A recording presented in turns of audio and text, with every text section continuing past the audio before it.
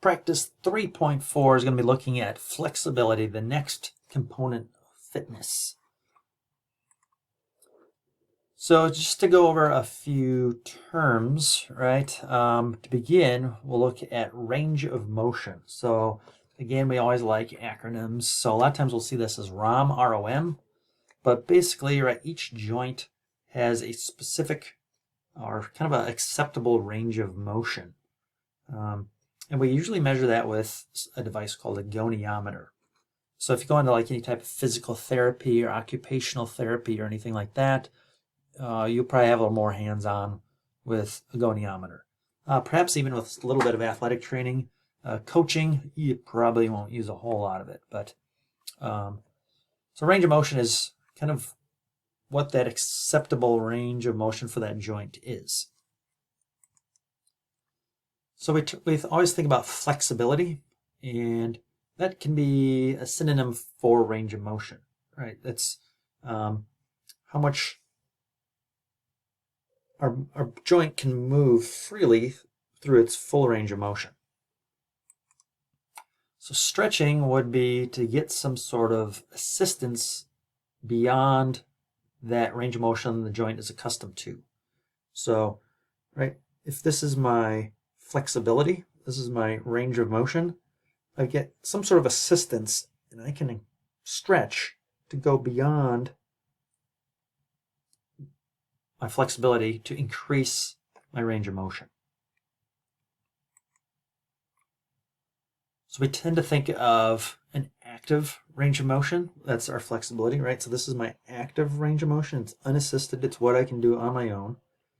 And then we do have passive range of motion, right? So this is what I can do on my own for my tricep and my shoulder. So if I assist that, you can see I can get quite a bit more range of motion. And that is assisted, or it's passive, right? That my muscle isn't doing that. This arm is making that range of motion increase. So when I let go of that muscle, it wants to snap back to that other range of that unassisted range of motion. So there are also two types of stretching or elongation of muscle fibers. We have elastic and plastic. So elastic is kind of what you just saw here, right? This is my current range of motion, and then I do that passive stretching, but when I let go, it wants to go back to that that previous spot. So that's kind of that elastic elongation. Basically what I'm doing is through that external force, I'm creating that extra stretch, but when I let go, it snaps back to that original position. Then we have plastic elongation. So things for, gymnastics, wrestling, a lot of sports, we want increased range of motion. So we want to maybe target more of this plastic elongation. So here I just cut a little piece of plastic and I colored it red so you can see it and it looks like a muscle. But plastic elongation is when we stretch it. Oops, I don't want a torn muscle. When I stretch it, you can see that increase in length. So it's a more of a sustained stretch. So when I let go, it still maintains that elongated stretch. So that's maybe why gymnasts or dancers can just go right into a splits. There's different types of stretching, and there's different appropriate applications of these types of stretching. Again, back in my day, before baseball, we would have the team captain go out in front of the team and lead us through stretches, right? We would do various quad stretches, arm stretches, shoulder stretches. We'd count to 10, hold that stretch. That is static stretching, where you maintain this kind of hurdle position to stretch the hamstring, and we hold that for a count of 10 to 30. Then we have something that's called PNF, proprioceptive neuromuscular facilitation. That's a mouthful. We don't use this in sport a whole lot, but if you go into more of the clinical setting, like again, any type of therapy, this often is used in those settings. But basically, right, this gentleman here, the patient who's being stretched, he'll do an active stretch on his own as far as he can. And then we have the therapist, right, will apply a passive stretch on him. So he's going to kind of increase that range of motion for this patient here. So then what the patient will be instructed to apply force into the resistance. So again, if this is my elbow here, this is as far as I can go on my own. I'm going to take this hand and I'm going to do an isometric contraction and apply force against this hand. So I'm pressing into my hand with my elbow, and then I'm going to relax, and then I can get a deeper stretch. Okay, and then from here, I can press into the isometric contraction again, and then I should be able to stretch even more.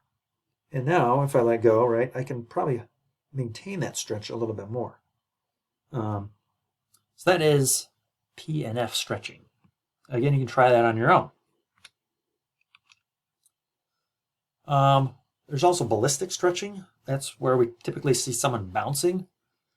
Now that is typically unadvised, but I'm very curious. If you ever watch like athletes, granted they've done a pretty decent warm-up, so their muscles aren't cold, but especially like sprinters, you see them before they take the blocks, they're like jumping and they're like bouncing, they're doing ballistic stretching.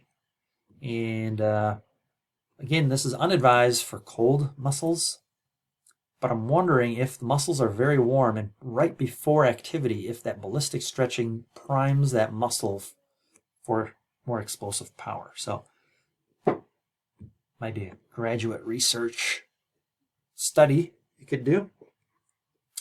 So most of us are probably more familiar with a dynamic or an active type of stretch.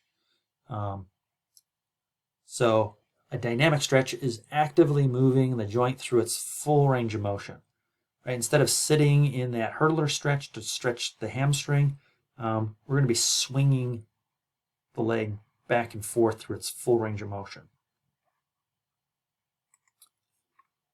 So static stretching, there is a place for it, but it's not really before activity. Static stretching before activity has actually been shown to decrease power, speed, and strength. So it's actually static stretching before activities that require speed, power, strength, and agility. It's counterproductive because if you think about soccer athletes, flexibility in the hamstring is very important, but when on the soccer field, on the pitch, are you holding this stretch for 10 or more seconds? Usually never, right? Static stretching, right? If you hold that stretch, it's really not increasing your heart rate. It's not increasing your respiration. It's not increasing your muscle temperature. So it actually can inhibit that neuromuscular communication. So static stretching is not advised before activity, but it could be a good part of a cool down, especially when your muscles are really warm. They can take on that more plastic elongation when those muscles are warm.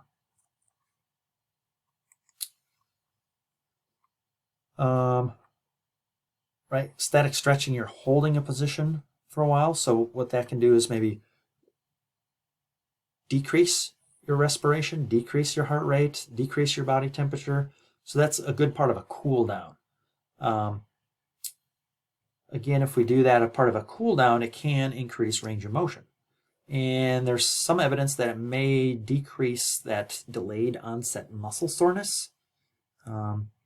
But really there's no evidence that static stretching before activity prevents injury. That's where we move more to the dynamic stretching. Dynamic stretching, right, the active movement, it progressively gets a little bit more intense and more sport specific. What that does when we move our joint through its full range of motion, it increases blood flow to that area, increases heart rate, increases respiration, increases body temperature. It activates, rehearses those neuromuscular pathways. It works antagonistic and agonistic muscles. So really the increased muscle temperature has been shown to decrease the risk for injury, more so than static stretching. So dynamic stretching is really more beneficial before activity, especially for sports that require speed, power, and agility. It rehearses those neuromuscular pathways, and it's very activity specific. That's what I'm trying to say, right? So if you think about a soccer field, right, when are you swinging your leg back and forth, right, to strike a ball, right? I recruit my main man Scully here, and he's got this quadricep muscle, and what dynamic stretching can do is maintain this muscle tendon unit, how it connects to the bone. So ideally, it sounds kind of counterproductive here, but we want a stiff muscle tendon unit in order to contract a muscle, right? So when I contract the muscle, I should see an immediate reaction immediate action. Let me do this here. Right, so if I have a stiff muscle tendon unit, I'm going to get the leg off here.